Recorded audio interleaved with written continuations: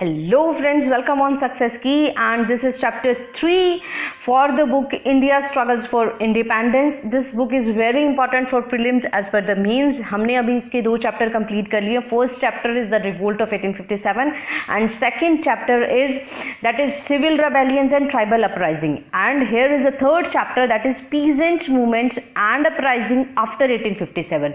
तो फ्रेंड्स, इस पूरे चैप्टर में हम ये स्टडी करेंगे कि 1857 के बाद में जो रिवोल्ट हुई थी उसके बाद में जो अंग्रेज़ों का क्या नज़रिया बदला.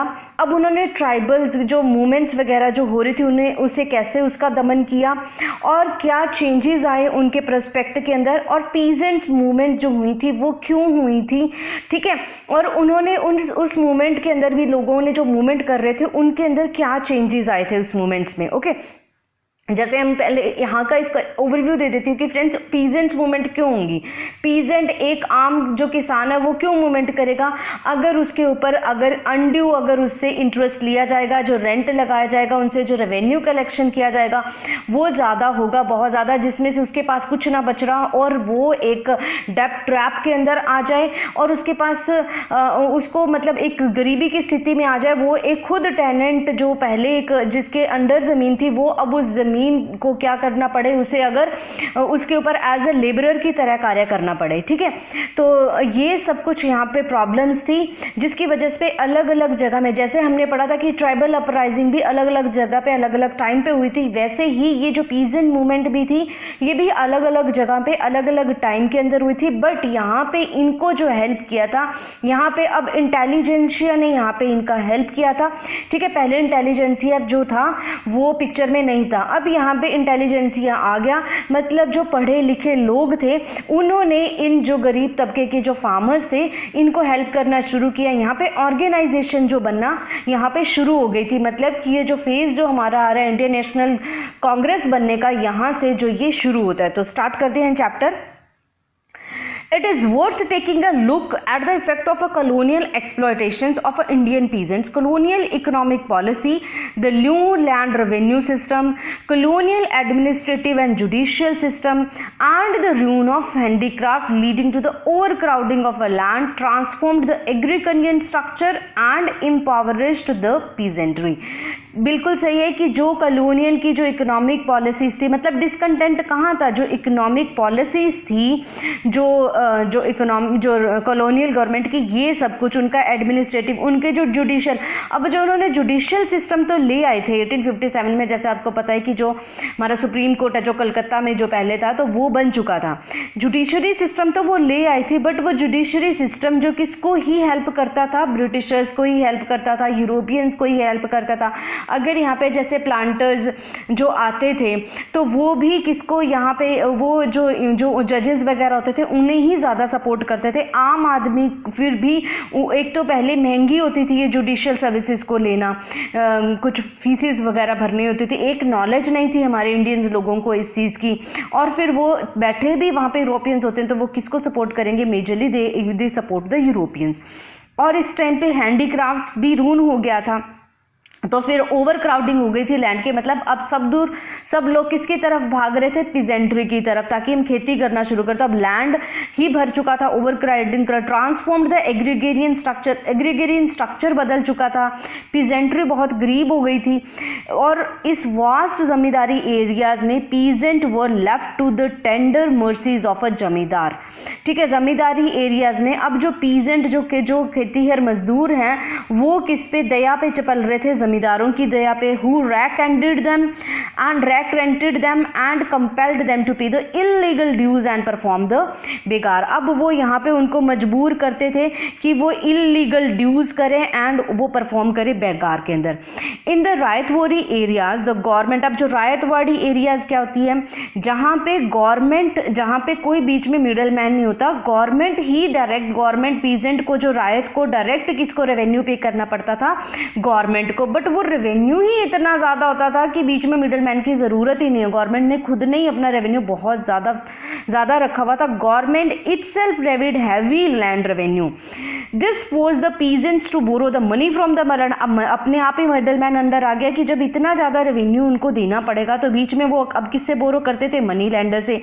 Gradually over large areas the actual cultivator were reduce to the status of tenants as well. जो पहले कल्टिवेटर्स थे अब वो वहाँ पे टेनेंट्स बन गए थे, ठीक है।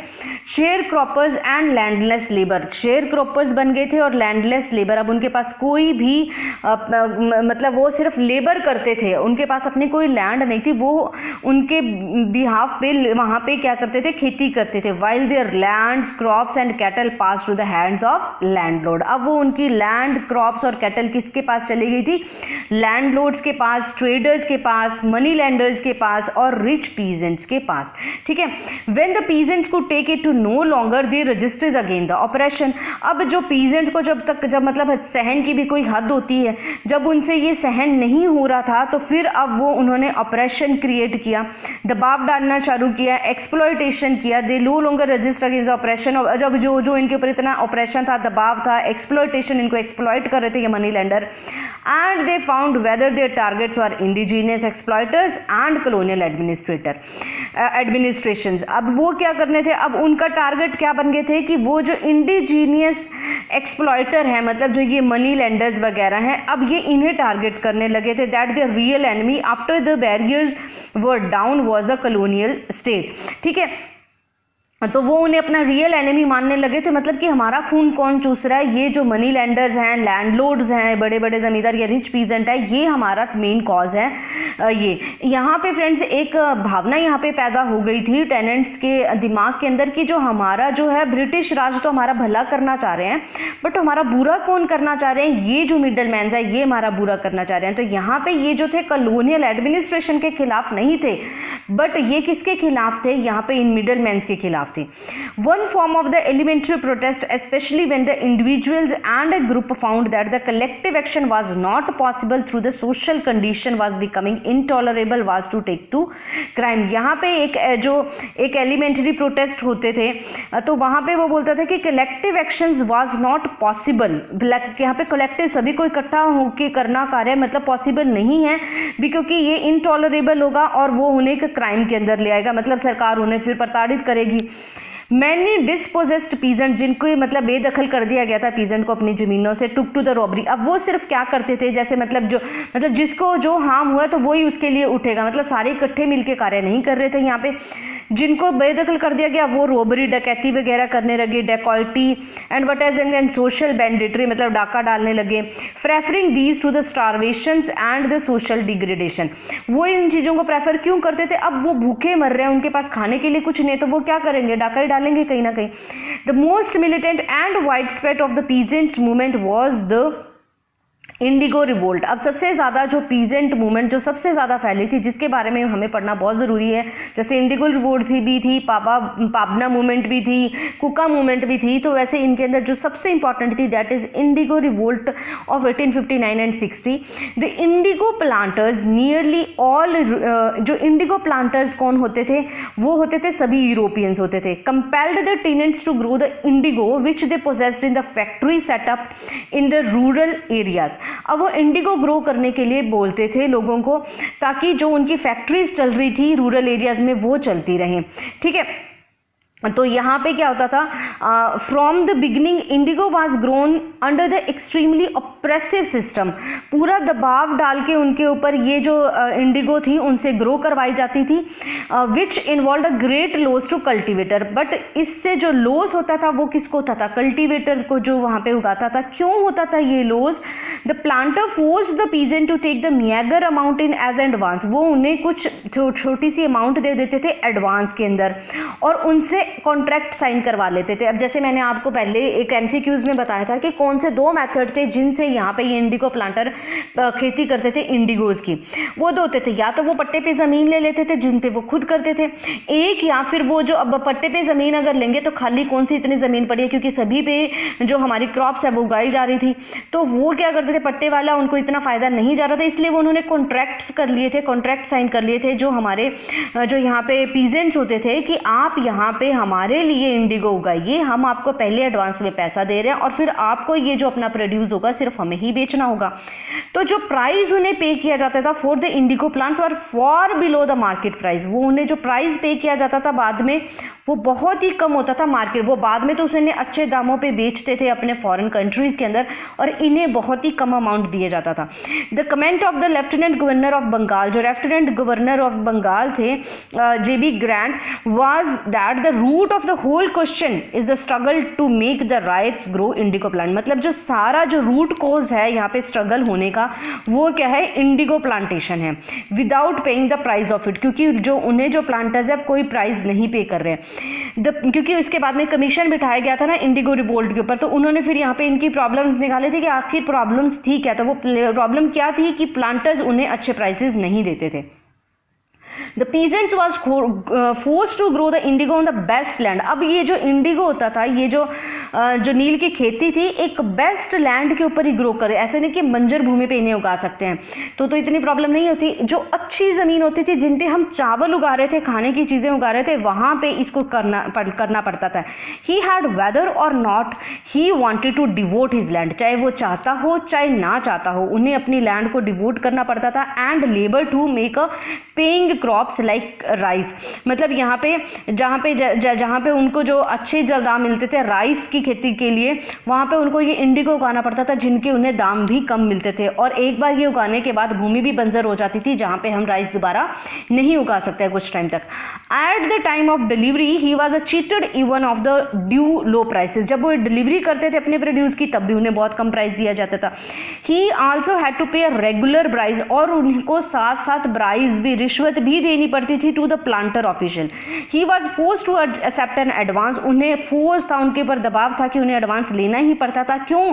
क्योंकि उन्होंने पिछला अपना ड्यू नहीं दिया होता था, इसलिए उन्हें एडवांस ले। Often he was not in a position to repay it, but even if he could he was not allowed to do so. The advance was used by the planter to compel him to go on a cultivating. ये जो advance देने का मतलब क्या था कि उन्हें compel करना ताकि वो कल्टिवेट करते रहे इंडिगो को। Since the enforcement of a forced and fraudulent contracts, जब से ये शुरू हुए थे कि जो फ्रॉडुलेंट कॉन्ट्रैक्ट्स उनसे साइन करवाए जाते थे through the court, was difficult and prolonged process. ठीक है, ये जो ये कोर्ट के थ्रू जो कॉन्ट्रैक्ट साइन करना वॉज डिफिकल्ट भी थी, प्रोलोंग्ड प्रोसेस थी। द प्लांटर रिजॉर्टेड, फिर प्लांटर ने इनको क्या रेजोल्यूशन निकाला, to a reign of terror. अब वो क्या करते थे कि उन्हें एक डर दिखा के वो कॉन्ट्रैक्ट साइन करवा लेते थे, टू कोर्स द पीजेंट, ताकि वो दबाव डाल सके पीजेंट पे। कैसे?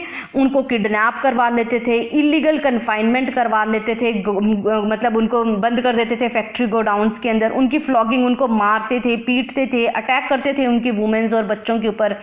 कैरिंग ऑफ द कैटल, अब उनके ऊपर जो उनकी कैटल्स थी उनको ले जाते थे। Looting, burning, demolition of houses, उनको हाउसेज को, घरों को जला देते थे, उनकी क्रॉप्स को खराब कर देते थे, उनकी फ्रूट ट्रीज को खराब कर देते थे। ये सारे वो मेथड यूज करते थे ताकि जो पीजेंट्स है वो डर जाए और कॉन्ट्रैक्ट को साइन कर दे, क्योंकि कोर्ट के द्वारा तो ये लंबा प्रोसेस होगा, तो उन्होंने बस उनको डरा धमका के ही वो जो कॉन्ट्रैक्ट थे वो साइन करवा दे। हायर्ड वो एक बैंड ऑफ लठियाल्स, लाठी वाले जो लोग होते थे उनको मारते पीटते थे, वो रखते थे, उनके डर के मारे पीजेंट साइन कर देता था। इन प्रैक्टिस में क्या होता था कि planters were also above the law. अब प्रैक्टिस में क्या था कि प्लांटर थे कानून से भी ऊपर उठ चुके थे। क्यों? With a few exceptions, the magistrate mostly, जो कुछ एक आधे इक्के दुक्के इंडियंस के बजाय बाकी जो भी मैजिस्ट्रेट थे सिर्फ यूरोपियन ही थे, वो फेवर करते थे प्लांटर्स को, क्योंकि वो प्लांटर्स के साथ बैठ के डिनर वगैरह करते थे, उनके साथ हंटिंग पे जाते थे, मतलब इनके अच्छे दोस्त थे, तो वो अपने दोस्त को पार्ट करते थे। Those few who try to be fair, अगर कोई फेयर भी होना चाहे कि भाई मैं तो सही कार्य करूंगा, तो उनको वो उनकी ट्रांसफर करा देते थे planters.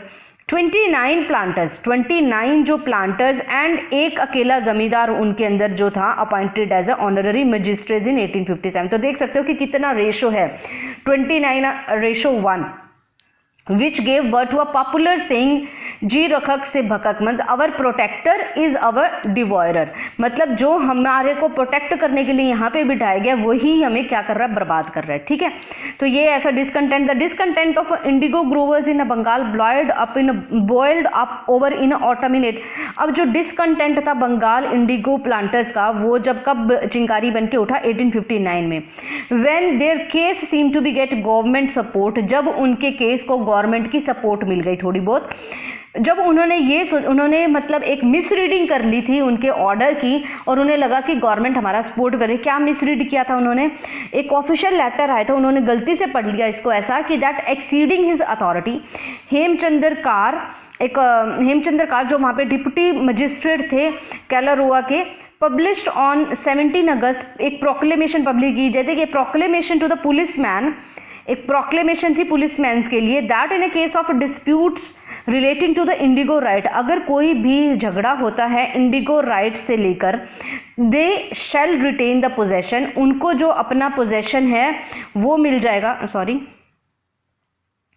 They retain the possessions of their own land, अगर कोई ऐसा झगड़ा होता है इंडिगो प्लांटेशन पे तो उनको अपनी ज़मीनें वापस कर दी जाएंगी, और shall sow them what the crops they please, और वो अब कोई भी जो खेती है वो कर सकते हैं जो उनको अच्छी लगे। ठीक है, the police will be careful that no indigo planter nor anyone else be able to interfere in the matter, और पुलिस को ये केयरफुली ध्यान रखना है कि ना ही यहाँ पे इंडिगो प्लांटर ना कोई और दूसरा आदमी यहाँ पे इंटरफेयर करे इस मैटर में, मतलब उनको कुछ भी अपनी मर्जी से उगाना दिया जाए। तो लोगों ने इसको मिसरीड कर लिया और लगा कि हमें तो जो क्या है सरकार जो है हेल्प कर रही है।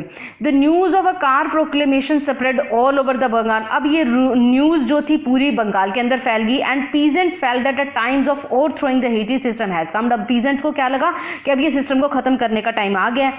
Initially the peasant made an attempt to get redressal through the peaceful means, अब इनिशियली जो पीजेंट्स जो कैसे उठे थे उन्होंने एक रिड्रेसल को पीसफुल मीन, शांतिपूर्ण ढंग से इसको सुलझाने की कोशिश करी। उन्होंने बहुत सारी पेटिशंस लगाई to the authorities and organise a peaceful demonstration, उन्होंने पीसफुल डेमोन्स्ट्रेशन करी।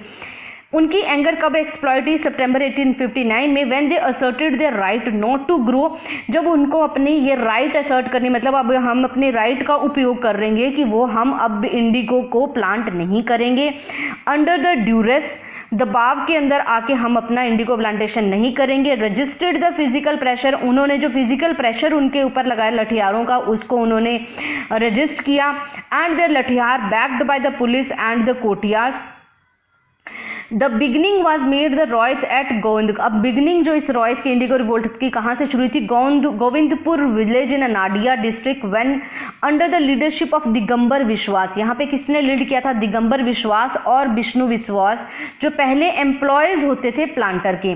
They gave up the Indigo cultivation, ठीक है, तो यहाँ पे इन्होंने इंडिगो प्लांटेशन करने से मना कर दिया था। And one the 13 September the planters and A band of, जब प्लांटर ने 16 लठियारों का बैंड भेजा तो उन्होंने विलेज को अटैक करने के लिए, तो यहाँ पे इन्होंने काउंटर फोर्स इनको किया विद लाठीज और स्पीयर्स, अपने भाले लाठियां लेके इनको यहाँ पे उनको काउंटर किया। ठीक है, यहाँ पे इनके अगेंस्ट लड़ाई करी।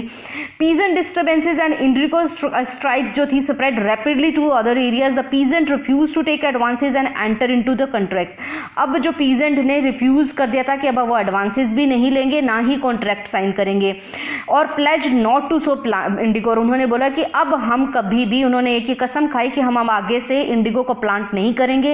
एंड डिफेंडेड देमसेल्व्स, और हम खुद को डिफेंड करेंगे from the planters attacks which whatever, चाहे हमारे पास कोई भी वेपन है पर हम उनका मुकाबला करेंगे, चाहे हमारे पास स्पीयर्स हैं, मतलब भाले हैं, स्लिंग्स हैं, जो गुलेल हैं, लाठी हैं, बोज हैं, एरोज हैं, ब्रिक है, पत्थर मार रहे थे, बेल फ्रूट जो इतना भारी होता है उसको उठा उठा के मारना शुरू कर दिया, और वीमेंस ने अर्दन पोर्ट जो अपने घड़े थे वो मारने शुरू कर दिए। The Indigo strikes and disturbances of fled upon again the spring in 1969, अब यही इंडिगो स्ट्राइक्स 1859 से शुरू हुई थी, 1860 में भी हुई। एनकम्पास्ड ऑल द इंडिगो डिस्ट्रिक्ट, पूरे इंडिगो डिस्ट्रिक्ट के अंदर फैल गई, बंगाल के अंदर जो फैक्ट्रीज थी उनकी जो जो लगाई थी इंडिगो की वो सारी बंद होने गई, उनको अटैक कर दिया गया, उनको बंद कर दिया गया। Many cases efforts of the police to intervene and arrest the peasant leader were met with an attack on a policeman. अगर कोई पीजेंट लीडर को अटैक करने के लिए आता था पुलिस वगैरह तो उनको भी, पुलिसमैन को भी अटैक किया जाने लगा। The planters then attacked with another weapon. अब प्लांटर्स ने एक दूसरा वेपन निकाला, दैट देयर जमींदारी पावर। अब उन्होंने क्या बोला उन्हें कि हमारे पास जमींदारी पावर, हम तुम्हारा रेवेन्यू बढ़ा देंगे। तो उन्होंने बोला कि रेवेन्यू बढ़ा दो, हम रेवेन्यू देंगे ही नहीं। They threatened the rebellious Royd with the eviction and enhanced of a rent, and the Royd replied by going on a rent strike. हम rent strike पे चले थे. They refused to pay the enhanced rent and they physically registered the attempts to evict them. They also gradually learned to use the legal machinery. अब उन्हें ये भी पता चल गया था कि अब लीगल जो मशीनरी होती है कोर्ट्स वगैरह का कैसे यूज किया जाता है और कैसे हम अपनी राइट्स को मनवा सकते हैं। अब वो सारे इकट्ठे हुए, उन्होंने फंड इकट्ठे करे कि हम कोर्ट के अंदर कैसे लड़ेंगे। केसेस फाइल्ड किए गए against them and they initiated a legal action on their own against. अब उन्होंने अपना एक लीगल एक्शन लेना शुरू कर दिया on their own against the peasant. अपने आप उन्होंने अपना लीगल एक्शन, मतलब कोर्ट की सहायता से वो प्लांटर्स को रोकना चाह रहे थे। They also use the weapon of social boycott to force a planter servants to leave him. अब उन्होंने एक और हथियार अपनाया। एक तो उन्होंने कोर्ट की हेल्प ली यहाँ पे। अब ये नई चीजें हो रही थी फ्रेंड्स। पहले जो हो रहा था, लोग क्या करते थे 1857 से पहले जो भी ट्राइबल रेवेलियंस हुए, उन्होंने कुछ कोर्ट वगैरह इनके बीच में नहीं थे, ना ही उनके अंदर कुछ सोशल बाइकॉट वगैरह उन्होंने किया था। उन्होंने डायरेक्ट ही जो एनिमी थे, जो डिकूज थे, जो आउटसाइडर थे, उसके अगेंस्ट उन्होंने हथियार उठा लिए थे और जिनकी वजह से जितनी ब्रूटैलिटी से उन्होंने हथियार उठाए थे उतनी ब्रूटैलिटी से इनको क्रश भी कर दिया गया, मार दिया गया, फांसी लगा दिया गया। बट यहाँ पे थोड़ा सा आप देख रहे हैं चेंजेस हो रहे हैं कि हम जो क्या मतलब जो लीगल मशीनरी है उस पर लोगों का विश्वास बढ़ गया था कि भाई ये हमारे लिए बिठाए गए हैं तो सरकार हमें ज़रूर कुछ ना कुछ फ़ायदा देगी, ठीक है। और दूसरा इन्होंने यहाँ पे क्या किया था कि इन्होंने सोशल बाइकॉट भी एक मेथड अपनाया था, जिसमें से कि ultimately the planters could not withstand the United resistance, कि अल्टीमेटली जो प्लांटर्स थे अब इनके खिलाफ नहीं खड़े हो सके थे राइट्स के, and they gradually began to close their factory, और उन्होंने अपनी फैक्ट्रीज को क्लोज करना। सोशल बाइकआउट मतलब उनके कोई काम ही नहीं करेंगे, हम हर चीज़ पे उनको बाइकआउट करेंगे, हम आपस में सभी मिल के उनका कोई कार्य नहीं किया जाएगा, उनके खेतों में काम नहीं किया जाएगा, उनसे बात नहीं की जाएगी, उनको कोई सर्विसेज नहीं दी जाएंगी। तो ये था social boycott. The cultivation of Indigo was virtually wide out of the district. अब जो कल्टिवेशन ऑफ इंडिगो थी वो पूरी तरह से बंद हो चुकी थी बाय द एंड ऑफ 1860। अब यहाँ से थोड़ा सा ध्यान देने वाली बात है कि बंगाल में तो 1860 से बंद हो गई थी, बट ये नहीं कि पूरी इंडिया से बंद हो गई थी। जैसे हमने देखते हैं कि जो 20th सेंचुरी में भी थी जो इंडिगो रिवोल्ट जो गांधी जी ने उधर लीड किया था चंपारण में, तो ये अगर बंगाल से हट गए थे, इन्होंने दूसरे एरियाज में जाना शुरू कर दिया था कि बंगाल नहीं तो बिहार सही, ठीक है, वहाँ पे हम कई टाइम ये उगवा सकते हैं। तो ये बंगाल से तो 1860 में हट गई थी, बट इंडिया से नहीं खत्म हुई थी। The major reason for the success of indigo revolt was the tremendous initiative. अब मेजर यहाँ पे सक्सेस किस वजह से हुआ था? ट्रेमेंडियस इनिशिएटिव, उनको इनिशिएटिव बहुत बड़े लेवल पे लेना, कॉपरेट करना, organisation and discipline of the ryots, ryot के अंदर डिसिप्लिन होना। अनदर एक था कि कंप्लीट यूनिटी थी यहाँ पे हिंदूज और मुसलमान पीजेंट्स, ये आपस में अलग अलग नहीं थे, ये इनकी यूनिटी बहुत ज़्यादा थी। Leaderships for the movement was provided a more well of rights. जो लीडर कौन होते थे वहाँ पे? जो वेल ऑफ राइट, जिनके पास अच्छे खासे पैसे, इन सम केसेस कुछ छोटे छोटे जमींदार होते थे वो भी इनके लीडर बन जाते थे, ठीक है। A significant feature of indigo revolt was the role of intelligentsia. अब यहाँ पे रोल आता है इंटेलिजेंसिया का। पहले तक जो इंटेलिजेंसिया नहीं आए थे पिक्चर में, यहाँ पे इंटेलिजेंसिया पढ़े लिखे लोग आ गए थे, which organized a powerful campaign in the support of rebellious peasantry। यहाँ पे एक इन्होंने पावरफुल कैंपेन किया था, इन्होंने सपोर्ट किया था रिबेलियस पीजेंट्री को। इट कैरिड आउट, उन्होंने क्या किया कि न्यूज़पेपर में कैंपेन छापे, ऑर्गेनाइजेशन की थी, मास मीटिंग की, प्रिपेयर्ड ए मेमोरेंडम बनाए थे प्री पीजेंट ग्रेवियंसीज के लिए, support them in a legal battle. और वो उन्हें जैसे भी कि पीजेंट्स को कहाँ पढ़ना लिखना आता था, लीगल कैसे वो कार्य कर सकते थे, वो उनकी सपोर्ट करते थे कोर्ट तक पहुँचने की, उनके कार्रवाई करने की, ठीक है। Outstanding in this respect was the roads of men outstanding impact किसका था? हरीश चंद्र मुखर्जी, जिसके लिए मैंने आपको एमसीक्यूज भी पूछा था। ये एडिटर थे हिंदू पैट्रियट के। उन्होंने ये रेगुलरली पब्लिश करते रहते थे रिपोर्ट्स फ्रॉम हिज कॉरेस्पॉन्डेंट्स, ठीक है। कि रूरल एरियाज में कि प्लांटर्स के साथ क्या कुछ हो रहा है, कैसे उनको प्रेस किया जा रहा है, ऑफिशियल पार्टीशनशिप, पीजेंट्स की रेजिस्टेंस की, पीजेंट ने कैसे उनको रजिस्ट किया, ठीक है, कैसे उन्होंने अपने हक के लिए लड़ाई करी। He himself wrote with passion, anger and deep knowledge के साथ वो खुद लिखते थे। Problem which he raise to the hype, और उन्होंने ये प्रॉब्लम पूरी हाई पॉलिटिकल प्लेन के अंदर ला के खड़ी कर दी थी, मतलब पूरे देश के स्तर पे यहाँ पे इसको खड़ा कर दिया था। Revealing an insight into historical and political significance of indigo road, और ये भी बताते थे कि हिस्टोरिकल या पॉलिटिकल सिग्निफिकेंस क्या है। अगर रिवोल्ट का ही रोट इन 1860 के अंदर उन्होंने रिवोल्ट लिखा था, Bengal might be well be proud of its leadership, Bengal को मतलब कि अपनी पीजेंट्री के ऊपर प्राउड होना चाहिए। Wanting power, wealth, political knowledge and even the leadership, यहाँ पे उनके पास पावर चाहते हैं, वो वेल्थ चाहते हैं, पॉलिटिकल नॉलेज है and even the leadership. The peasantry of Bengal has brought about a revolution. Inferior in चाहिए मैग्नीट्यूड में कम थी, बट इंपॉर्टेंस इतनी ज़्यादा थी कि सोशल हिस्ट्री किसी अदर कंट्री ने इतनी अच्छी रिवोल्ट नहीं करी है। With the government against them, the law against them, the tribunal against them, the press against them, they have achieved a success.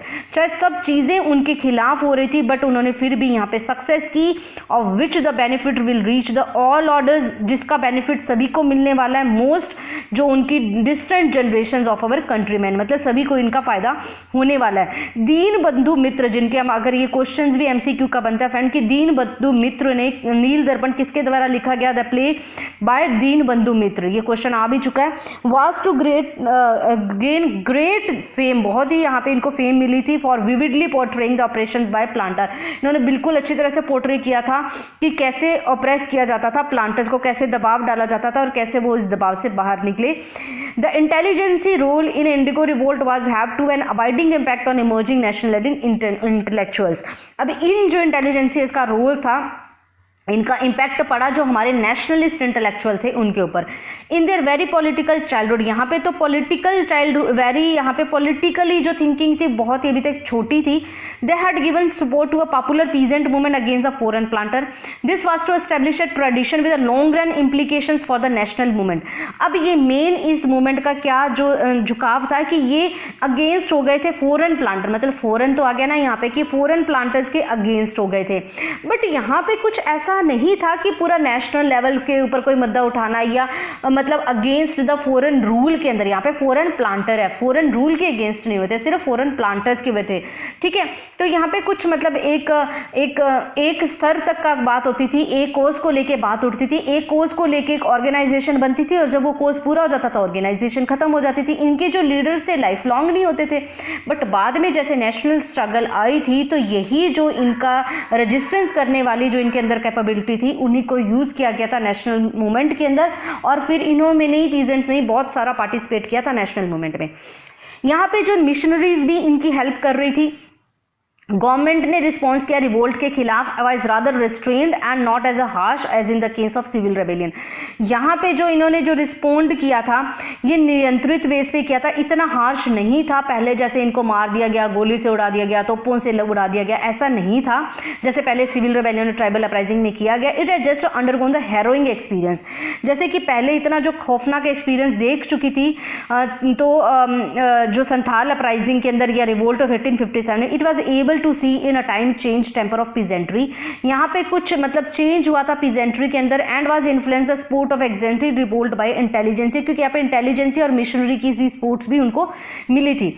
अब यहाँ पे सरकार ने क्या किया, एक कमीशन बिठाया to inquire the problem of indigo, कि इंडिगो कल्टीवेशन के साथ क्या प्रॉब्लम है। उन्होंने उन्हें मारने दबाने की बजाय एक कमीशन बिठाया ताकि वो प्रॉब्लम ऑफ इंडिगो कल्टीवेशन निकाल सके। Evidence brought before the Indigo commission and final report, evidence इकट्ठे किए गए और फाइनल रिपोर्ट एक्सपोज की गई, एक्सपोज द कोएजन एंड करप्शन। अब उन्होंने क्या बताया कि यहाँ पे जो क्या इसका रीजन जो मेन जो है कि दबाव डाला गया है और करप्शन किया गया है एंटायर कल्टीवेशन के अंदर, इंडिगो कल्टीवेशन के अंदर, किसके द्वारा, प्लांटर्स के द्वारा।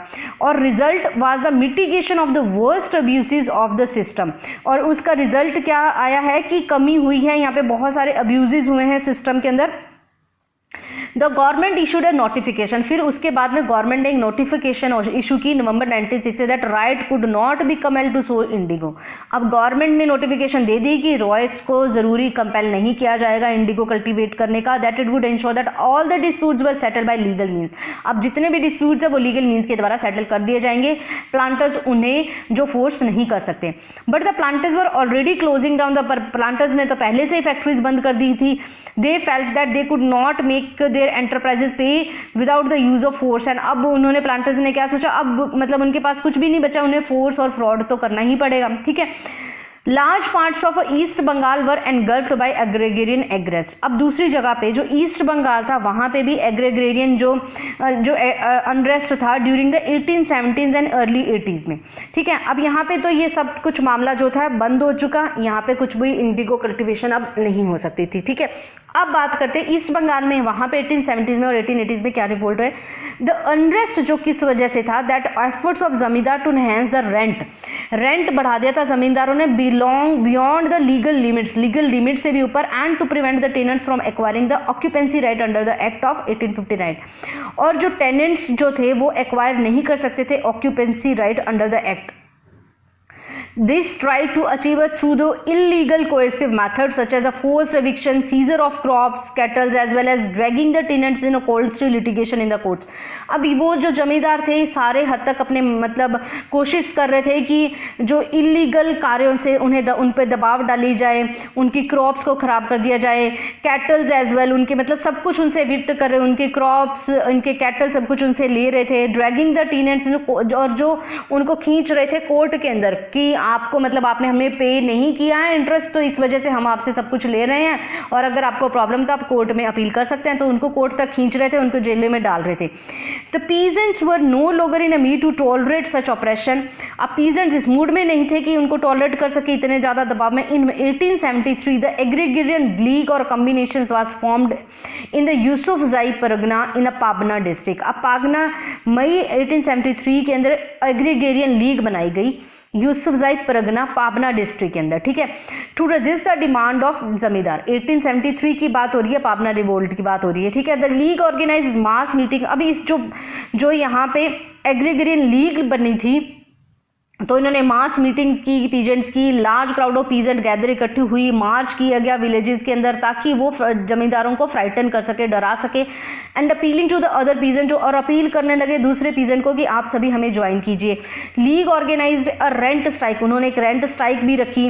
The ryots were to refuse to pay the enhanced rent, ryots ने रिफ्यूज कर दिया एनहांस्ड रेंट हम नहीं भरेंगे, and challenge the zamindar in the court, और चैलेंज किया जमींदार को कोर्ट्स में। Funds were raised from the ryots to meet the courts, ठीक है। The struggle gradually spread through the Pabna and then to the other district of, अब जो स्ट्रगल थी पूरे पाबना डिस्ट्रिक्ट में और other district of East Bengal में फैल चुकी थी। Everywhere agrarian leagues were organised, और हर जगह पे अब क्या बननी शुरू होगी, एग्रीगेरियन लीग। अब कुछ आप देख सकते हैं कि यहाँ पे कुछ कोलैबोरेशन, जो कुछ लीग्स या कॉम्बिनेशन बने शुरू हुए। रेंट्स वर विदहेल्ड, रेंट वैसे के वैसे पड़े रहे, किसी ने कुछ नहीं दिया। जमींदार फॉट इन द कोर्ट, तो जमींदार कोर्ट के अंदर लड़ाइयां लड़ रहे थे। The main form of struggle was that of legal resistance. अब main form of the struggle क्या थी कि लीगल रेजिस्टेंस देना। There was a very little violence, यहाँ पे जो क्या थी वायलेंस नहीं हुई थी, यहाँ पे मार काट वगैरह कुछ भी नहीं है। तो ये सब जो लड़ाइयां लड़ रही थी वो जो क्या थी कोर्ट के अंदर लड़ी जा रही थी। It's only occurred when the zamindar, अब जो वायलेंस कभी होती थी जब zamindar try to compel the ryots to submit to their terms by force, जब वो उन पे फोर्स अप्लाई करते थे तो वो भी फोर्स करते थे। There were only few cases of, बहुत कम केसेस हुए थे looting of houses of zamindar, few attacks on, बहुत कम अटैक हुए थे पुलिस स्टेशन पे पीस, और but some such cases were rather rare, कम थे। हार्डली एनी जमींदार और जमींदार एजेंट्स वर किल्ड, बहुत कम ये किल्ड हुए थे, सीरियसली इंजर्ड जो हुए थे। In the course of movement the ryots develop a strong awareness of a law and their, अब यहाँ पे जो रॉयट्स को क्या थी, अब आप देख सकते हैं कि ईस्ट बंगाल के अंदर जो था 70s 80s के अंदर, जैसे हमें कुछ ही टाइम बता था 1885 में जैसे हमने आईएनसी रखी थी, उस टाइम पे लोगों को लीगल प्रोसीजर का पता चल गया था, मतलब इंटेलिजेंसिया काफी यहाँ पे एक्टिव हो गया था, ठीक है। और यहाँ पे उनको लीगल राइट्स पता चल गया था कि हमारे कानूनी अधिकार क्या हैं, and ability to combine to form, और उनके पास ये भी एबिलिटी आ गई थी कि वो आपस में कंबाइन होना शुरू हो गए थे, एसोसिएशन बनाना शुरू कर दिए थे फॉर पीसफुल एजिटेशन। यहाँ पे अभी ये क्या कर रहे थे, they are doing the peaceful agitation. Though the peasant discontent smoulder till 1885, यहाँ पे 1885 की बात हो रही है, मतलब कांग्रेस के बनने तक की जो पीजेंट जो डिस्कंटेंट था वो अभी तक सुलग ही रहा था till 1885। Many of their disputes were settled partially, कुछ इनके डिस्प्यूट जो पार्शली सेटल हुए थे अंडर ऑफिशियल प्रेशर एंड परसुएशंस, आपस में समझदारी से या साझेदारी से, पार्शली आउट ऑफ ए जमींदार फिर कुछ जो हुए थे जमींदार के फियर की वजह से हुए थे, that united present would drag them into the prolonged and costly litigation. Many peasants were able to acquire occupancy, कई पीजेंट्स को यहाँ पे ऑक्यूपेंसी राइट भी मिल गया था और रजिस्ट एनहांस्ड रेंट, और इन्होंने एनहांस्ड रेंट को रजिस्ट कर दिया था। The government rose to the defence of, अब यहाँ पे जो सरकार थी वो defence of zamindar where ever violence took place, वो डिफेंस कर रही थी जमींदारों को जहाँ पे वायलेंस होती थी, बट जहाँ पे वायलेंस नहीं होती थी वो पीजेंट्स का भी साथ दे रही थी। Peasants were then arrested on a large scale but it assumed a position of neutrality, but government ने यहाँ पे एक न्यूट्रलिटी का जो एज्यूम करी थी पोजीशन की, मतलब वो न्यूट्रल थी, अगर जमींदार पे वायलेंस हो रही है तो पीजेंट्स को हेल्प कर रही है, अगर पीजेंट्स पे ऑपरेशन हो रही है तो वो पीजेंट्स को हेल्प कर रही है। As far as the legal battle and peaceful agitation was concern, the अगर मतलब न्यूट्रल है, अगर पीसफुल हो रही है। The government also promise to undertake legislation to protect the tenants from the worst of zamindari operation. अब गवर्नमेंट ने एक एक्ट भी पास किया था, यहाँ पे एक कानून लेके आए थे imperfectly native and when the Bengal Tenancy Act was, यहाँ पे 1885 when Bengal tenancy act pass हुआ था 1885 के अंदर। What persuaded the जमींदार and the colonial regime to reconcile themselves to movement was the fact that its aims were limited to redressal of immediate grievances of the peasant। अब किन चीज़ों ने persuade किया था जमींदार को और कॉलोनियल जो रिजाइम है कि मतलब यहाँ पे जमींदार और कॉलोनी ने कैसे अपने घुटने टेक दिए थे मूवमेंट के खिलाफ, was the fact that aims were, क्योंकि यहाँ पे जो इनके एम्स जो थे, जो पीजेंट्स वगैरह, इनके एम्स लिमिटेड थे कि हमें हमारी ज़मीनें वापस दे दिए, ना कि ये चाहते थे कि भाई आप कॉलोनियल रूल ही यहाँ से हट जाए, ठीक है। क्योंकि इनकी जो इमीडिएट ग्रीवियंसेस थे पीजेंट्स पे enforcement of existing legal right and norms, it was not at zamindari aimed at zamindari system, ये इनका एम जमींदारी सिस्टम के खिलाफ नहीं था, बट ये सिर्फ इसके खिलाफ था कि इनके ऊपर जो रेंट लगाया जा रहा था वो ज़्यादा था। It's also did not have any stage of anti colonial political edge, यहाँ पे ना ये एंटी कलोनियल खिलाफ थे, ना ये जमींदारी, ये नहीं कहते थे कि जमींदारी सिस्टम को हटा दिया जाए या कलोनियल सिस्टम को हटा दिया जाए। वो बोलते थे कि हम जो टैक्सेस पे करेंगे बट वो टैक्सेस ऐसे होने चाहिए जिनको हम पे करने में एबल हों, ठीक है। हम पे कम टैक्सेस लगाया जाए, हम पे जो धोखाधड़ी है हमारे साथ कम की जाए, हमारे से हमारी लैंड नहीं ली जाए, ये सब कुछ थे। The agrarian leagues kept with in the bounds of law, और जो एग्रीगेरियन लीग बनाई गई थी वो लॉ के अंडर थी, यूज्ड द लीगल मशीनरीज को यूज करती थी, fight the zamindar and raised no anti British demand, यहाँ पे इन्होंने कोई भी एंटी ब्रिटिश डिमांड नहीं रखी थी। The leaders often argued that they were against the जमींदार नॉट द ब्रिटिश, लीडर्स हमेशा आर्ग्यू करते थे कि वो जमींदार के अगेंस्ट है ना कि ब्रिटिशर्स के अगेंस्ट है। In fact the leader raise the slogan that the peasants want to be the royals of her majesty the queen and her of her only. Peasants ने मेनली ये जो लीडर्स थे वो क्या स्लोगन रखते थे कि भाई हम रॉयल्स बनना चाहते हैं क्वीन का, ना कि जो जमींदार के हैं उनके अंडर हम कार्य करना चाहते हैं, ठीक है। For this reason official action was based on enforcement of Indian Penal Code, जो ऑफिशियल एक्शन किसके ऊपर बेस्ड है, इंडियन पीनल कोड के अंदर, and it did not take a form of armed repression, यहाँ पे आर्म्ड रिप्रेशन नहीं की गई थी, उनको गोलियों से नहीं उड़ाया गया था, यहाँ पे जो आईपीसी की धारा लगा के उनके सजाएं दी गई थी। And in the case of Santhal and Munda, जैसे संथाल और मुंडा मूवमेंट में डायरेक्ट उन्हें गोलियां या फांसियां लगाई गई थी, वैसा नहीं हुआ था। Once again Bengal peasant showed complete Hindu Muslim, और यहाँ पे दोबारा देखा गया कि जैसे 1857 रिवोल्ट के अंदर बंगाल जो हिंदू मुस्लिम ने इकट्ठे मिलकर लड़ाई की थी, यहाँ पे भी बंगाल पीजेंट्स ने दोनों ने हिंदू मुस्लिम सॉलिडारिटी थी, even though the majority of right, mainly क्योंकि चाहे राइट्स मोस्टली मुस्लिम होते थे और जमींदार होते थे हिंदू होते थे, पर तो भी यहाँ पे हिंदुओं ने इनका साथ दिया। They were also no affect to create a peasantry solidarity on the grounds of religion and caste. In case of to the number of young Indian intellectual supported the peasant code, यहाँ पे जो Indian intellectuals थे उन्होंने भी peasant code को support किया, जैसे कि बंकिम चंद्र चटर्जी एंड आर.सी. दत्त, ठीक है। Later in early 1880s during the discussion of a Bengal tenancy bill, the Indian association led by, अब यहाँ पे इंडियन एसोसिएशन बनाई गई, led by the Surendra Nath Banerjee और आनंद मोहन बोस एंड द्वारका नाथ गांगुली, ठीक है। तो अभी आपके क्वेश्चन आ सकती है कि ये इंडियन एसोसिएशन कब बनाई गई थी और इसको लीड किसने किया था, Surendra Nath Banerjee Anand Mohan Bose and Dwarkanath Ganguly campaigned for the rights of tenants, जिन्होंने कंपेन किया था राइट्स ऑफ टेनेंट्स के लिए, हेल्प्ड फॉर्म रॉयत यूनियंस, यहाँ पे इन्होंने रॉयत यूनियंस भी बनाए, and organise a huge meeting up to 20,000 peasant in a district in support of a rent bill. जो ये रेंट बिल लेके आया गया था, इनको सपोर्ट करने के लिए ये लगाया association. In Indian association and many of the national newspaper fend further then the bill. Indian associations और बहुत सारी नेशनलिस्ट न्यूज़पेपर थी, उससे भी आगे निकल गए थे। They ask for the permanent fix, वो क्या चाहते थे कि हमारा परमानेंट फिक्सेशन किया जाए टेनेंट के रेंट का। They want that since the bill would confer occupancy right even on the non cultivator it would lead to the growth of middleman. उन्होंने क्या बोला कि जब तक उनको जो टेनेंट्स हैं उनको उनका ऑक्यूपेंसी राइट ना मिल जाए, तब तक जो ये मिडलमैन है तब तक यहाँ पे अपने एक्टिव रहेंगे। तो उनका मतलब रेंट भी फिक्स कर दिया जाए और उनको उन अपनी ज़मीन का अधिकार भी मिल जाए, जो ठीक है। Therefore they demanded that the right of occupancy should go with the actual cultivation of the, और ये जो occupancy right किसको मिलना चाहिए, जो एक्चुअली वहाँ पे कल्टिवेशन कर रहा है, कार्य कर रहा है ज़मीन के ऊपर। That is most areas of under ryot, और मेनली ये किस मोस्टली केसेस में होता था कि अंडर रॉयट्स और टेनेंट्स एट विल जो होते थे ये। द मेजर एग्रीगेरियन आउटबोक ब्रेक, अब ये जो बात होगी यहाँ पे पापना रिवोल्ट की और यहाँ पे बंगाल, ईस्ट ऑफ बंगाल के अंदर की जो इंडियन एसोसिएशन के बारे में हमने पढ़ लिया। अब हम बात करते हैं पूना, जो साउथ इंडिया के अंदर Poona and Ahmednagar district of Maharashtra in 1875 के अंदर ये एग्रीगेरियन रिवोल्ट हुई थी। Here as a part of ryotwari, अब यहाँ पे कौन सा सिस्टम चल रहा था, रायतवाड़ी सिस्टम, मतलब रायत जो थी, जो विलेज के हेडमैन से जो रेवेन्यू कलेक्शन किया जाता था, ये उसके अंडर था। Land revenue was settled directly with the peasant who was also recognized as a owner of his land. Peasant से लिया जाता था land revenue जो उसका owner होता था, like the peasants in other Ryotwari areas.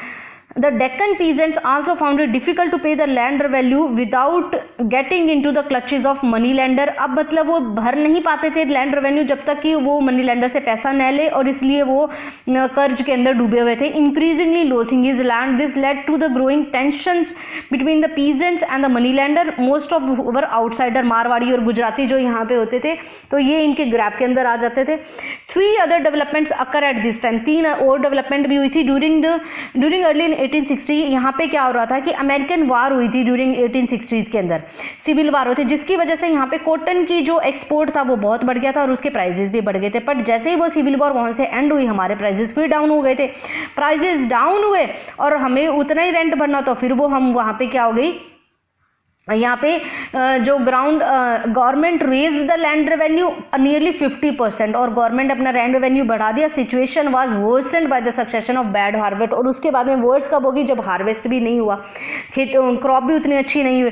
To pay the land revenue under these condition peasants को money lender के पास जाना पड़ा था, and further tighten up the grip of peasant in his land, and the peasant began to turn against the perceived cause of misery, और दोबारा फिर वहाँ पे मिजरी होगी, मनी लैंडर बहुत ही निर्दयी उनकी स्थिति होगी। बट अब बस उन्हें क्या चाहिए थी कि एक स्पार्क, चिंगारी को मतलब आग बनाने में सिर्फ उन्हें एक चिंगारी चाहिए था कि वो आग उगल जाए।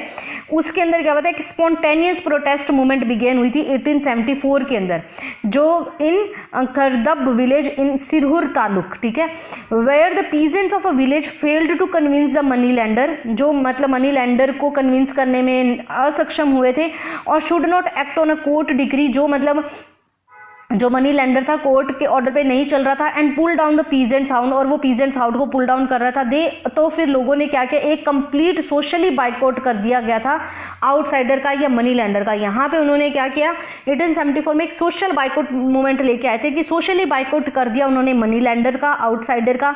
वो उनकी शॉप से पैसा भी नहीं लेंगे, ना कुछ खरीदेंगे वहाँ से, जो उनको जो यहाँ पे barbers, washerman, carpenters, iron smith, shoe makers थे, वो उन्हें सर्व नहीं करेंगे, ना ही कोई डोमेस्टिक सर्व जो सर्वेंट था उनके घरों में काम करेगा, ना ही उनसे जो मतलब कोई इनको अगर सपोर्ट नहीं करे, मतलब सभी को यहाँ पे बोला गया था कि इनको सपोर्ट करें, and socially isolated the money lender, उनको आइसोलेट कर दिया गया था। Nobody would agree to drive their carts, उनकी कार्ट तक को, उनके जो बुलक कार्ट्स होते थे उनको भी ड्राइव करने को उन्होंने मना कर दिया था। Peasants imposed social sanctions against those peasants and बुलरर हु नॉट ज्वाइन। अब उन्होंने बोला कि जो लोग हमें नहीं ज्वाइन करेंगे हम उनके सोशल सैंक्शंस लगाएंगे, मतलब उनको बेदखल कर देंगे अपने समाज से, ठीक है। This social boycott spread rapidly, ये सोशल बाइकआउट पूरा सेपरेटली विलेजेस, पूना, अहमदनगर, सोलापुर, सतारा डिस्ट्रिक्ट में पूरा सोशल बाइकआउट कर दिया गया था मनी लैंडर्स का पीजेंट्स के द्वारा। And this social boycott was soon transformed in agrarian, और फिर ये जो सोशल बाइकआउट था ये क्या बन के उभरा, एग्रीगेरियन राइट्स के अंदर। When it does not prove very effective only on May peasants gather in a Supa Bhimthari taluk on a bazaar day and began a systematic attack। उन्होंने मनी लैंडर के हाउसेस को, उनके पब्लिकली उनको डेप्ट bond को जला दिए, ठीक है। उनके अंदर जो उनको प्रेशर से जो बॉन्ड साइन करवाए गए उनको सारे खत्म कर दिए गए, उनके ऑर्डर सारे खत्म कर दिए गए, उनके जो डेप्ट के साथ डील कर रहे थे उनके जो भी पेपर उनको सब जला दिए गए। Within the days of differences spread to the other villages के अंदर भी धीरे धीरे ये फैलना शुरू हो गया। There was a little violence in the setting up of accounts once the money lender instrument of operation, बहुत ही कम वायलेंस हुई थी setting up of the account once the money lender instrument of operation डेप्ट bonds were surrender. अब यहाँ पे क्या हुआ कि वायलेंस कम हुई थी क्योंकि जो मनी लैंडर्स ने थे खुद ही अपने डेप्ट बॉन्ड को सरेंडर, भाई ले जाओ तुम अपने कागज, हम हमारे पास कुछ भी नहीं है। No need to further violence was felt. In most places, the riots were demonstrations of the popular feelings and of the peasants' newly acquired unity and strength. Though the money lender houses and shops were looted and burnt in a supa, they did not occur in other places. मतलब कई जगह पे ये जलाई भी गई थी इनकी शॉप्स को, कई जगह नहीं भी जलाई क्योंकि उन्होंने खुद ही अपने जो सरेंडर थे कागज सरेंडर कर दिए थे। Government acted with speed and soon succeeded in repressing the amount. Government ने एक्ट किया यहाँ पे speedily. The active phase of the movement lasted, जो एक्टिव फेज था सिर्फ 3 हफ्तों तक ही चला था, उसके बाद में छोटे मोटे इंसिडेंट्स हुए थे। As in the case Pabna revolt, the Deccan disturbances has a very limited objective। यहाँ पे जैसे कि पापना रिवोल्ट में थोड़ा मेजर, यहाँ पे डेक्कन जो डिस्टर्बेंसेज उनके थोड़े लिमिटेड ऑब्जेक्टिव थे। They was once against and an absence of, यहाँ पे सिर्फ अगेन एब्सेंस थी एंटी कॉलोनियल कॉन्शियसनेस की। अभी हमें हम कॉलोनियल जो गवर्नमेंट है उसके खिलाफ नहीं थे, बस हमारे छोटे मोटे कोजेज थे उसके खिलाफ थे। It was therefore possible for colonial reason to extend them to a certain protection against the money lender through the Deccan agriculture. यहाँ पे अब ने थोड़ा कंसेशन दे दिया कि यहाँ पे that is Deccan agriculturist relief act आया था। Possible for the colonial regime to extend them a certain protection against the money lender against protection देने के लिए उन्हें एक डेक्कन एग्रीकल्चरिस्ट रिलीफ एक्ट, आप देख सकते हैं कि यहाँ पे उन्होंने 2 एक्ट बनाए थे, टेनेंट बिल एक्ट, एक Deccan agriculturist relief act 1817। Once again the modern nationalist intelligentsia of Maharashtra supported the peasant cause, उन्होंने सपोर्ट किया। ऑलरेडी 1873-74 के अंदर पूना सार्वजनिक सभा बनाई गई थी। अभी यहाँ पे क्वेश्चन आ सकता है कि पूना सार्वजनिक सभा कब बनाई गई थी और किसके लिए बनाई गई थी, पीजेंट्स के कोर्स को सपोर्ट करने के लिए बनाई गई थी 1873-74 के अंदर, led by justice Ranade, and had organized successful campaign among the peasants as well as the Pune and Bombay against the land revenue settlement of 1867. Under this impact, a large number of peasants has refused to pay enhanced। यहाँ पे क्या हुआ, इसी impact के कारण उन्होंने जो peasants ने enhanced रेवेन्यू को पे करने से मना कर दिया। This agitation has generated a mentality of, यहाँ पे अब लोगों के अंदर एक मेंटालिटी बन गई थी कि अब हमें रोकना है, मतलब रेजिस्ट करना है among the peasants which contribute to rise in a peasant protest। और जो यहाँ पे राइज हुई in a peasant protest हुआ था 1871। The सभा as well as many of the national newspaper also supported the DAR meals, जो हमारा जो था डेक्कन एग्रीकल्चरिस्ट रिलीफ एक्ट। यहाँ पे जो सभा ने भी और कुछ न्यूज़पेपर ने भी इन्हें सपोर्ट किया। Peasant resistance also develop in other part, of peasant resistance other part में हुए थे, जैसे मापीला आउटब्रेक हुआ था मालाबार में, जिसे मोपला आउटब्रेक भी बोल सकते हैं मालाबार में। Vasudev Balwant Phadke educated clerk raise the Ramosi movement. Ramosi movement किसने की थी, ये भी क्वेश्चन हो सकता है। दैट इज वासुदेव बलवंत फड़के ने, ठीक है, जिसने 50 जो थे बंदों को लेके महाराष्ट्र के अंदर ये किया था इन 1879 एंड ऑर्गेनाइज सोशल बैंडिटरी, मतलब एक सोशली लूट की थी, यहाँ पे डाका डाला था ऑन अ सिग्निफिकेंट स्केल, बड़े स्केल पे। कुक्का रिवोल्ट हुई थी पंजाब के अंदर, लेड बाय बाबा राम सिंह द्वारा, ठीक है। कुक्का रिवोल्ट पंजाब में हुई थी, किसके द्वारा, बाबा राम सिंह। रामोसी पीजेंट मूवमेंट का महाराष्ट्र के अंदर हुई थी, किसके द्वारा, बलवंत फड़के द्वारा। Had elements of messianic movement. It crushed 49 of the rebels were blown up 49 rebels को लेके हुई थी, ये जो पहली वाली हुई थी 50 को लेके हुई थी। हाई लैंड रेवेन्यू, और ये जो कब हुई थी, कुका रिवोल्ट 1872 के अंदर। High land revenue assessment led to the series of peasant riot in Assam, Assam के अंदर भी हुई थी 1893 1994 के अंदर। Scores were killed in a brutal firing and bayonets charges, यहाँ पे ढेर सारे जो लोग थे मरे थे यहाँ पे ब्रूटल फायरिंग्स के अंदर, बाय बेयोनेट चार्जेस के अंदर। There was a seen a shift in the nature of peasant movement. अब यहाँ पे कुछ आप देख सकते हैं कि शिफ्ट हुआ था पीजेंट मूवमेंट में। Princes chiefs and landlords having been crushed, यहाँ पे प्रिंसेस चीफ्स लैंडलॉर्ड को क्रश किया जा रहा था। Coopted peasants emerge as a brain main force of agrarian movement, they fought directly to their own demands, वो अपनी डिमांड्स के लिए लड़ रहे थे। Centred almost wholly economic issue, mainly तो ये इनका इकोनॉमिक इशूज था। And against their immediate enemies के अगेंस्ट इन्होंने लड़ा था, फॉरेन प्लांटर्स और इंडिजीनियस जमींदार और मनी लैंडर के खिलाफ। उनकी जो स्ट्रगल थी डायरेक्ट की गई towards specific and limited objective, इनके कुछ एक स्पेसिफिक और लिमिटेड ही ऑब्जेक्टिव थे। And redressal of a particular grievances, they did not, यहाँ पे कौन मतलब अपने छोटे मोटे जो अपनी जो इनकी ग्रीवियंसेस थे उनके अगेंस्ट लड़ लेते, बट यहाँ पे इन्होंने do not make a colonialism their target, उन्होंने कॉलोनियलिज्म अपना टारगेट नहीं बनाया था। Nor was their objective of ending the system, ना ही इनका कोई ऑब्जेक्टिव था कि हम कॉलोनियलिज्म को खत्म करना चाहते हैं। They did not aim at turning the world upside down, ये कुछ ऐसा नहीं चाहते थे कि पूरी धरती को उथल पुथल कर दिया, मतलब सिर्फ अपने छोटे मोटे अपने जो ये अपनी जो ग्रीवियंसेस थी उनके लिए लड़ रहे थे। The territorial reach of these movement was also limited, और उनकी टेरिटोरियल रीच थी वो भी बहुत लिमिटेड थी। They were confined to a particular localities, छोटी मोटी लोकेलिटीज के अंदर होती थी with mutual communication and linkages के बीच में। दे आल्सो लैक्ड कॉन्टिन्यूटी, यहाँ पे जो इनके अंदर कॉन्टिन्यूटी भी नहीं थी। अब ये यहाँ पे आप बोल सकते हैं कि ये इनके कुछ आफ्टर इफेक्ट्स के इम्प्लीकेशन थे कि मतलब इनके अंदर क्या इनका बेस था कि वो लिमिटेड थी, लोकेलिटी के अंदर थी, जो इनके अंदर जो कंटिन्यूटी भी नहीं थी इनकी स्ट्रगल की। Once the specific objective achieve, जब एक स्पेसिफिक ऑब्जेक्टिव अचीव हो जाता था तो ऑर्गेनाइजेशन जो होती थी वो डिसअपियर्ड हो जाती थी। दस the Indigo strike, Pabna agrarian lease and social boycott movement of a Deccan riot left behind, क्योंकि जैसे कि पाबना एग्रीगेरियन लीग्स बनाई थी, सोशल बाइकआउट मूवमेंट्स जो लेके आए थे डेक्कन रॉयट्स के अंदर, उनके जो आगे फिर ये जब इनको मिल गए थे राइट्स तो उनके बाद में जो इनके कोई आगे सक्सेसर ही नहीं था। No consequently at no stage did these मीमन थ्रेटन द ब्रिटिश सुप्रीमेंसी, तो किसी भी स्टेज पे यहाँ पे इन्होंने ब्रिटिश सुप्रीमेंसी को थ्रेटन नहीं किया था, ना ही उसे अंडरमाइन किया था। Peasant protest after 1857 often representative and instinctive and spontaneous response to peasantry and its social condition, it was a result of excessive and unbearable, ये जो सारा रिजल्ट था कि अनबियरेबल एक्सप्लॉयटेशन और डिप्रिवेशन और एक्सप्लॉयटेशन हो रही थी उसके अगेंस्ट था। The peasant often rebelled only when the felt it was not possible, जब पीजेंट तभी रिबेल्ड करते थे जब उनको लगता था कि अब पॉसिबल नहीं है इससे ज़्यादा एग्जिस्टिंग मैनर में काम करना। He was always moved by strong notions of legitimacy, अब वो मतलब उनके अंदर ये नोशन था कि हर कोई काम है मतलब सही ढंग से होनी चाहिए, लेजिटिमेसी होनी चाहिए, what that is justiciable and what was not, उनको भी ये पता चल गया था कि कौन सी चीज़ सही है कौन सी चीज़ गलत है और कैसे किस कार्य को करना चाहिए। That is why he did not fight for his ownership and against the landlord, वो सिर्फ he did not find for land ownership and against the landlordism but against, ये मतलब लैंडलॉर्डिज्म के अगेंस्ट नहीं थे बट ये किसके अगेंस्ट थे, अगेंस्ट द एविक्शन, मतलब जो उनसे जमीनें छीनी जा रही थी और जो एनहांस द रेंट था उसके अगेंस्ट थे। ही did not object the paying, वो ये नहीं ऑब्जेक्ट करते थे कि उनसे रेंट ना लिए जाए बट ये करते थे कि उनसे ज़्यादा ना वसूला जाए, ना ही उनके साथ छल कपट किया जाए जो मनी लैंडर्स करते थे। When the latter went against the tradition of depriving him of land, he did not design the state right to collect, ये डिनाई नहीं करते थे कि मतलब सरकार हमसे कलेक्ट टैक्स नहीं करते, पर ये ऑब्जेक्ट करते थे कि ज़्यादा ना करें हमसे, ठीक है। He did not object to foreign planter, foreign planter को ऑब्जेक्ट नहीं करते थे बिकम इज जमींदार, कि वो उनके जमींदार बने, ये इसको object, but resist the planter who took there away his freedom, but उनको अफेक्ट करते थे कि वो उन्होंने हमारी पूरी आज़ादी ही छीन ली है टू डिसाइड वट, और ये आज़ादी छीन ली कि हमें क्या ग्रो करना है क्या नहीं ग्रो करना, वो इस चीज़ के खिलाफ थे।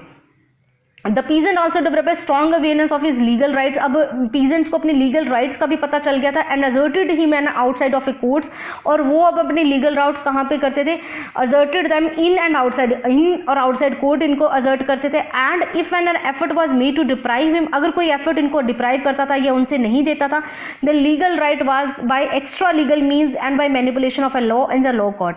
ही countered the extra legal means of his own quite often he believed that the legally constituted authority approved his action. वो क्या सोचते थे कि जो ये कोर्ट वगैरह जो बनाए गए हैं वो हमारे एक्शंस को अप्रूव करने के लिए बनाए गए हैं, एटलीस्ट ताकि वो हमें सपोर्ट कर सके। In all three movement discussed here he acted his names of his authority, that is सरकार। वो किसके नेम पे करते थे भी सरकार हमें ये हक दिलाएगी, सरकार हमें ये करवाएगी, सरकार हमें न्याय दिलाएगी। तो मतलब ये था कि वो कॉलोनियल गवर्नमेंट के खिलाफ नहीं थे।